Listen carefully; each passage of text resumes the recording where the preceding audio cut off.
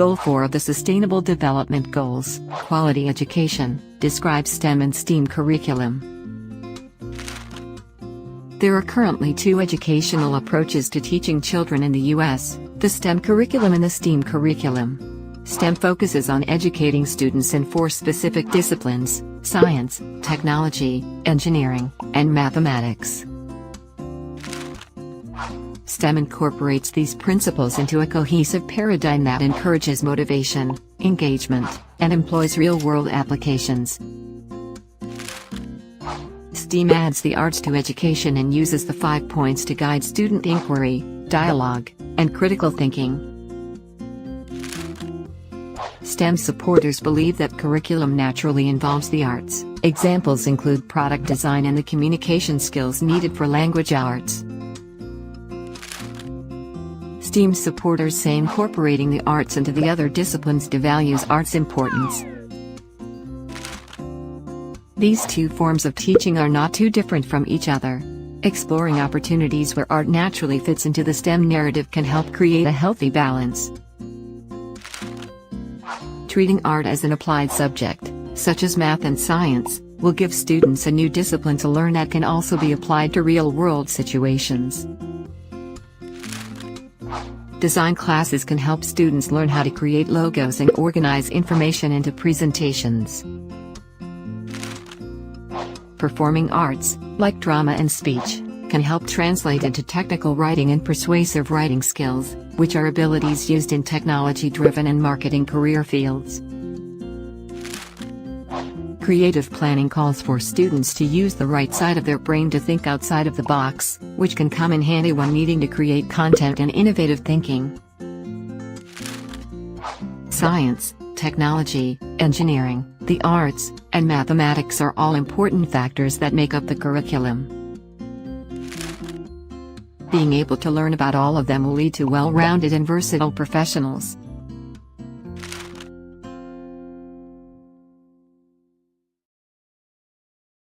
So we have Dr. Adedayo Olofinnika as our next speaker for this session. He's the founder of King House International School, and he holds a PhD in early childhood education from Obafemi Awolowo University, Nigeria. Dr. Olofinnika is an expert in early childhood education and development with over 10 years experience in education and research. He's a member of Early Childhood Association of Nigeria, and also a member of World Organization of Early Childhood Education and Global Education Research Nigeria. He's also a member of Doctoral Academy of Nigeria. He has published several academic papers in the field of education, both in national and international journals. Please help me to welcome Dr. Olofinnika. Dr. Olofinnika, you're welcome to this conference. Yeah, thank you once again. Just like you've heard, I'm into early childhood development and education. And I must also say that I really enjoyed all the previous sessions. They have been very insightful. It's a very educating conference indeed, I must say. So just like my topic says, effective integration of virtual learning instructional delivery in schools, readiness for the future. So in these presentations, basically we have the introduction to virtual learning. I'll talk about what is virtual learning. I'll talk about technological tools and platforms.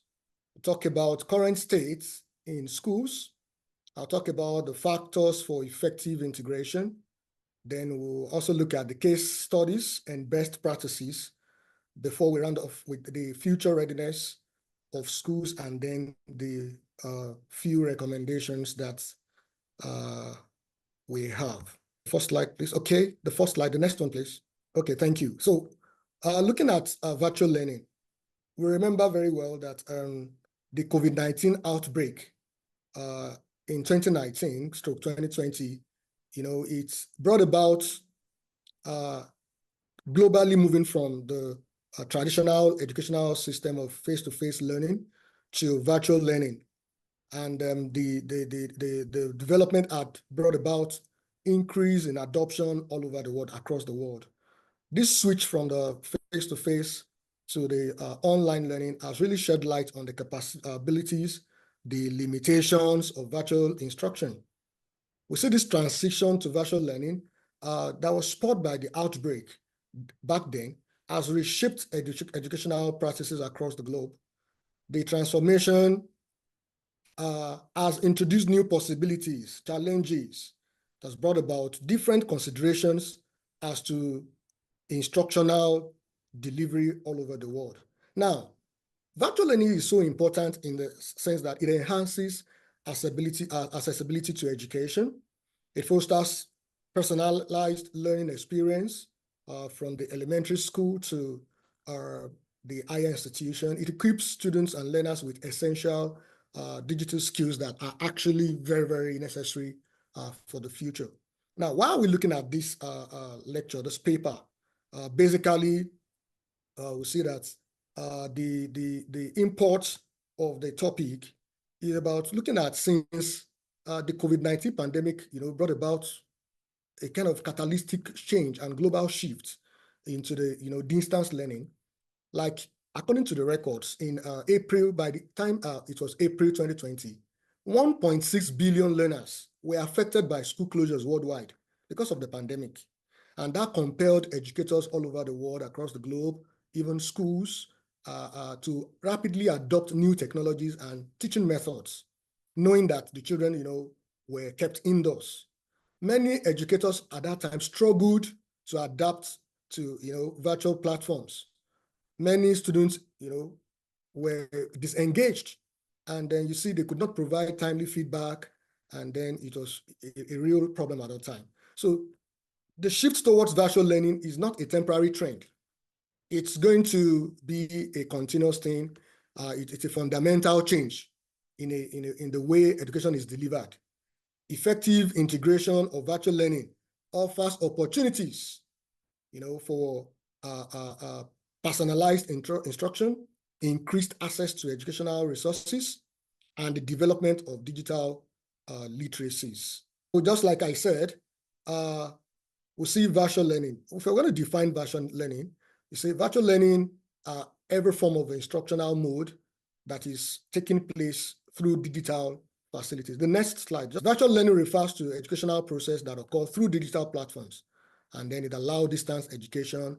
It encompasses various instructional methods, and not just that. We see that there are certain aspects of virtual learning. We see the scope covering between what we call the synchronous learning, which is having access to the teachers and the students learning, interacting in real time. And we also have the asynchronous ones, the asynchronous learning, where the students have access to materials and then they can complete their assignments at their own pace. Then the third one is the blended learning. It's a kind of a hybrid model. It incorporates both the online and the in-person instruction. And then now let's look at technological tools and platforms. Technological tools and platforms. We have the learning management systems. We have platforms now like the Moodle, Google Classrooms, Canvas. All these, they facilitate course content organization and delivery. They support both the synchronous and the asynchronous learning. We have the video conferencing tools, just like we are having this conference, STEAM 2024. We have the Zoom, making it possible for us to interact in real time. We have Microsoft Teams. We have the Google Meet that enables real-time interaction, and then it enhances students' engagement and then collaboration during virtual lessons. We have the online assessment platforms, we have the Kahoot, the popular one, Squeeze. We have the Google Forms. They allow creation and administration of assessments, ensuring immediate feedback and data analytics. And then last but not least, we have the content creation tools, software like Canva, Adobe Spark. We have the Edpuzzle. They assist educators and schools in creating engaging and interactive content. And we see all these are very, very vital in the virtual learning space as they, enhance learning experiences. Let's see the next slide. That's the current state of virtual learning in schools. Now we want to see the adoption rate and trends. Adoption of virtual learning varies widely. The developed countries, they already show a kind of very high rate of adoption of virtual learning and deployment of virtual learning in schools. But in developing countries, especially in Africa, a lot of countries and a lot of locations are still struggling to be able to adopt virtual learning. By 2020, many schools shifted to hybrid models due to the pandemic, and we see rural areas being the mostly affected. Those developing countries, they face significant technological barriers where there are no internet access, or where they are available, they are very poor. There are other areas where it's power problem. There's usually power outage that are really affecting the deployment of virtual learning. The challenges faced in integration, we see digital divides, inadequate infrastructure, and then some of the teachers, they lack training in virtual learning instruction methods. Some older people are finding it very hard to switch. They've been used to a learning method all their life, so it's kind of difficult, and that's a whole lot of barrier on its own. Okay, now let's see the factors influencing effective integration of virtual learning. Factors, the next slide, please. The factors influencing virtual learning. We see the first one is infrastructural readiness. Just like I mentioned earlier, school must ensure reliable internet access and up-to-date hardware to support diverse learning activities, along with robust cybersecurity measures to protect students or learners' data. We're talking about the teacher preparedness. Just like I said, there should be professional development programs like in-house training, in-service training for teachers and handlers in the educational institutions to equip educators with skills for effective virtual instruction. That can include training on digital tools and online classroom management. Talking about the curriculum adaptation, the curricula should be restructured for virtual delivery. We must infuse and incorporate interactive digital resources and integrate digital literacy to prepare learners for the digital world. Student engagement strategies. There must be innovative strategies like gamification, interactive contents, collaborative projects, that would maintain students' learners' interest and motivates them while they're in the virtual environment, particularly young learners. Those are very, very important to be able to keep up with the infrastructure in that part. Now let's look at case studies and best practices in virtual learning deployments. Case studies, and the next slide, please. Right. So, like in the Los Angeles Unified School District, you see they developed a comprehensive virtual. That's in the US. They developed a comprehensive virtual learning plan during the pandemic. In fact, most of the developed countries or nations of the world, they already have some structures in place that by the time the pandemic broke out, it was easier for them to switch over to virtual learning, unlike developing nations of the world where they are still lagging behind in preparing infrastructures. You see, they focused on teacher training and student support services during the COVID-19 pandemic. In Finland as well, they had this digital education model. They successfully integrated digital tools into education system from the elementary stage to higher institution to tertiary stage, facilitating a seamless transition to virtual learning environments. And we see these are things that other nations of the world must get ready and, keep abreast, so that should in case anything like that would happen maybe in the future, then it will be easy to continue education without any hitch whatsoever.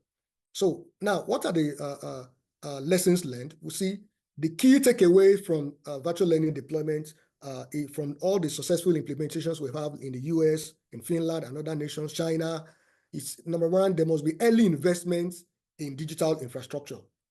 There's a need for continuous teacher training.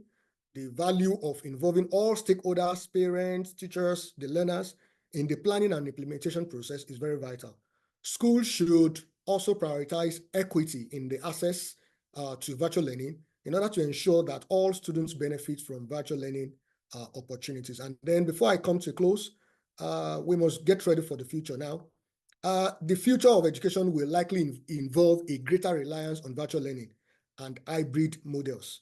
Schools must be prepared to adapt to these changes by continuously updating their technological infrastructures, the curriculum, the teaching methods, and all that, so that the integration of emerging technologies such as artificial intelligence, as it is common these days, virtual reality, all this may also play a very important role in the future of virtual learning.